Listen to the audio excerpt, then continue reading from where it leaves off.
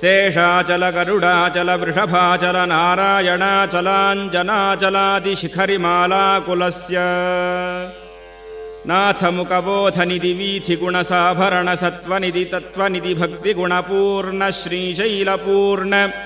गुणवशंवद परमपुरुषकृपापूरविभ्रमदतुङ्गशृङ्गगलद्गगनगङ्गासमालिङ्गितस्य